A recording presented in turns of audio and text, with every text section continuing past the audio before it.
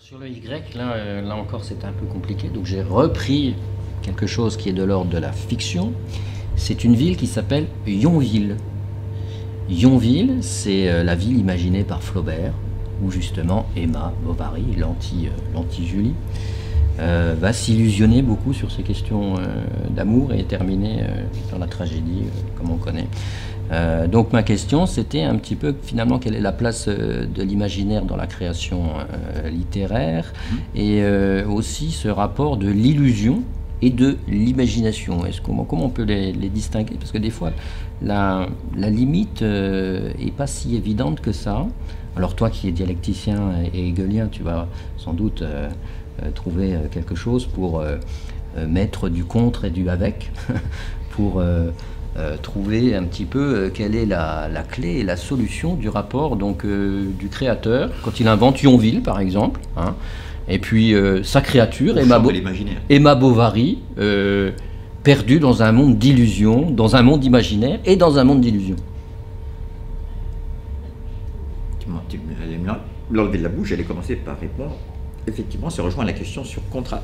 Contrat avec, selon le statut qu'on donne à l'imaginaire. Alors je vais d'abord, toujours pareil, je me réclame une tradition, Hegel, Marx, ça paraît agressivement rationaliste et donc opposé aux valeurs de l'imaginaire. Je vais commencer par assumer ce méchant rôle. Il est loin d'épuiser ce que j'en pense, mais enfin, je commence par là, toute honnêteté. Il y avait un slogan en 68 que vous connaissez tous, l'imagination au pouvoir. C'est bien, quand je suis jeune, c'est généreux, c'est beau, d'accord? Parce que j'ai toujours rêvé sans pouvoir le réaliser, enfin, une société qui se propose de mettre l'imagination au pouvoir. C'est terrifiant. Bon, c'était pas dans la tête des jeunes gens qui scandaient ce refrain, hein. Donc je faisais partie, j'ai fait des manifs.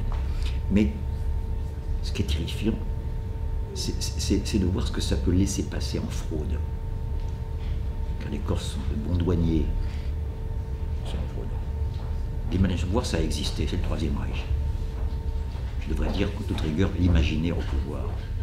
Régné par les fantasmes, par la représentation, Nuremberg, la cérémonie, c'est pas l'imaginaire, ça? Et Goebbels se foutant la marche funèbre du crépuscule des dieux dans son bunker. Et la figure du juif, là, dans des voitures faisant des rapts d'enfants, il y avait des films qui passaient en disant méfiez-vous des voitures qui passent en identifié, c'est des juifs qui sont dedans, qui volent les enfants, qui les mettent dans des sacs comme l'ogre, etc.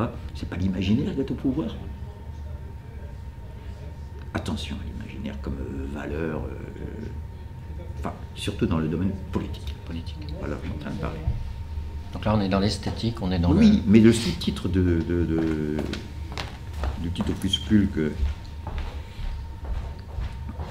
qu'on a arraché à mon oralité persistante, le sous-titre, c'est le rapport de l'esthétique au politique dans le système. Donc là, on y est en plein.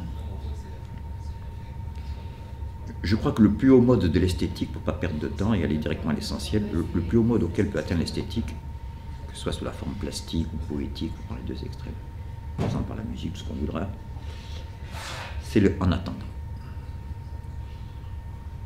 En attendant que ce soit réel, on a besoin de l'imaginaire pour l'évoquer et pour induire sa mise en œuvre. Par exemple, Hölderlin est un poète qui acclamait la Révolution française, acclamait la société nouvelle, etc. Et passe toute son œuvre à passer pour un nostalgique de la Grèce antique.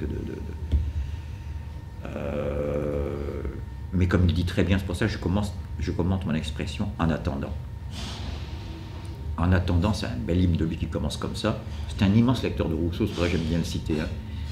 En attendant, donne-moi de pouvoir tourner ma pensée vers les heures de fête, et pour qu'une paix me soit donnée vers les morts. Car il est mort jadis bien des femmes belles, des capitaines et des poètes, et si grande foule d'hommes. En attendant quoi? La société sans classe? La révolution, je ne sais pas. Mais attendant un changement de la donne réelle, l'imaginaire est nécessaire. Car c'est là qu'est se réfugier la vérité, je vais jusque-là. Il a fallu le Rousseau des rêveries pour donner toute sa vérité et sa profondeur au contrat social. Ou celui de Level et Héloïse, hein, dont la préface répond un peu à ta question. Je dédie ce livre à tous ceux qui ont mis la réalité dans les chimères. Dans les chimères.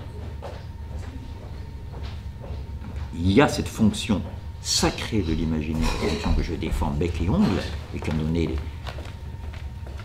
une quantité indéterminée de chefs-d'œuvre, encore une fois, dans les arts plastiques aussi bien que dans la musique ou les arts du langage.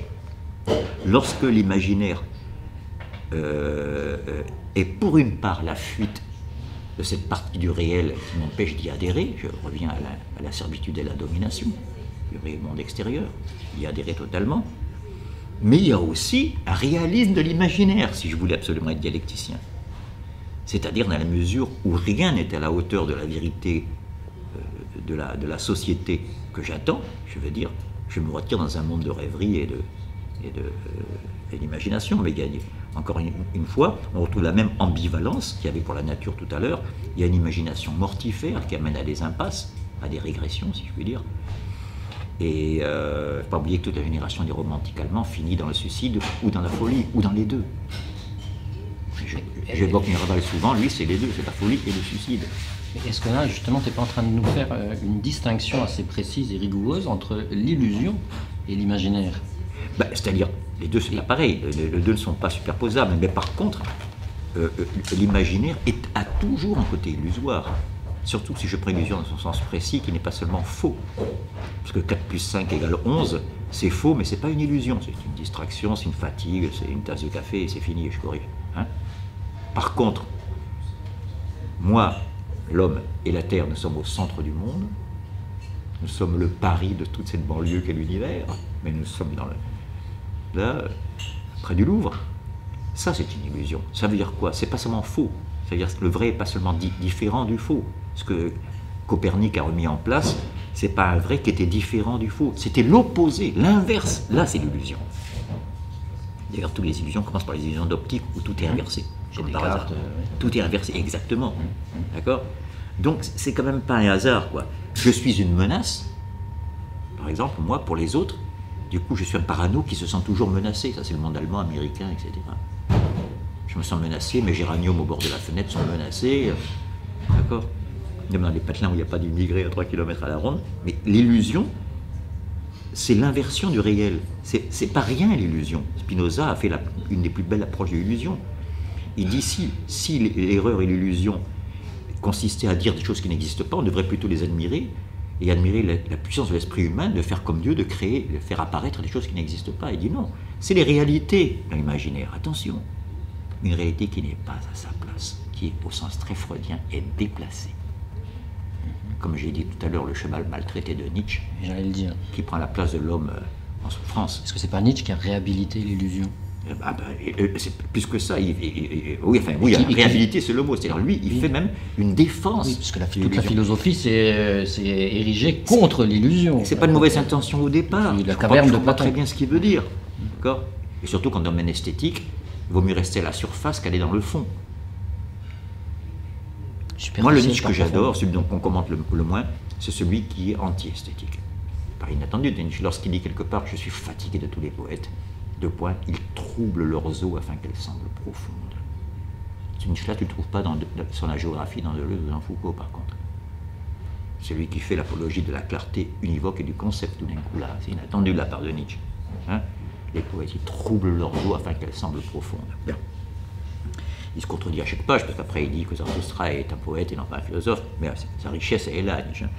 Donc, encore une fois, je veux dire, il y a toujours de l'illusion dans l'imaginaire, mais il y a des illusions prospectives. Je veux dire, c'est pas. Après, il faut remettre la vérité à l'endroit. L'illusion, c'est pas être en rapport à une chose qui n'existe pas ou seulement dans ma tête. Au contraire, à une réalité profonde, mais qui est déplacée. Par exemple, je pense aujourd'hui qu'une grande partie de la détresse écologique, et là je prends la chose au sérieux, parce que c'est des gens sincèrement malheureux, les écologues qui souffrent du monde dans lequel ils vivent, des agressions, de l'industrie, de leurs moquettes qui donnent le cancer, je ne veux pas caricaturer, mais enfin, des dangers beaucoup plus graves que ça malheureusement, ou les déchets nucléaires dans votre région, et fait sans vous consulter, sans précaution, et avec des assurances scientifiques dans lesquelles on ne peut que s'incliner parce qu'on n'est pas de la partie. Tout ça est quand même fort aléatoire pour des choses aussi graves. Je veux dire, ces menaces réelles sont un déplacement, en grande partie, un déplacement, je donne un exemple de ce que je voulais dire avec déplacement, du malheur que nous vivons. Ça fait longtemps que la crise est là. Parce qu'on appelle la crise là au sens court, c'est depuis quelques années, ce n'est que la révélation d'une crise qui est depuis les années 70, on voit bien, je veux dire, depuis que la financiarisation de l'économie, qu'il y a eu le découplage du dollar et de l'or, le coup Nixon en 71, hein, c'est pas du hasard. Quelque part, les gens sont malheureux. Je ne veux pas leur reprocher d'être malheureux. Je leur reproche simplement de donner aux raisons de leur malheur ce que le pouvoir dominant leur souffle comme raison pour masquer les vraies causes de ce malheur. Voilà quoi. C'est pas la nature qui souffre, la nature ne souffre pas. Tu peux broyer un caillou, en faire du sable, je veux dire, il ne va pas se plaindre, il dit je vais me plaindre à la Commission des droits de l'homme, du caillou, les droits du caillou. La nature ne souffre pas, encore une fois. Et quand l'animal, et même l'enfant, quand il est encore un petit sauvageon, il n'est pas encore éduqué, c'est sacré. Mais dans la mesure où il m'appartient. Faire du mal à un enfant, c'est faire du mal à ses parents, etc. C'est dans la mesure où il s'inscrit dans une communauté humaine que c'est sacré. Mais la nature par elle-même, elle ne se plaint pas. Donc il y a ce déplacement. Je dis souvent, quand je discute avec certains écolos, qui sont de grands interlocuteurs, par ailleurs, je leur dis, vous êtes contre le nucléaire, vous êtes pour la nature. Mais la plus grande usine nucléaire, la nature est de très loin. Le Soleil est une gigantesque usine nucléaire qui passe son temps à fondre le deutérium, le tritium lourd. C'est pas ma partie, donc je ne continue pas trop. Mais voilà, je veux dire, ce qui est bien clair, c'est que notre énergie vient d'une fission nucléaire permanente, quoi. Je veux dire, quasi permanente, jusqu'à extinction, bien sûr, des possibilités à cause de l'entropie, etc., etc.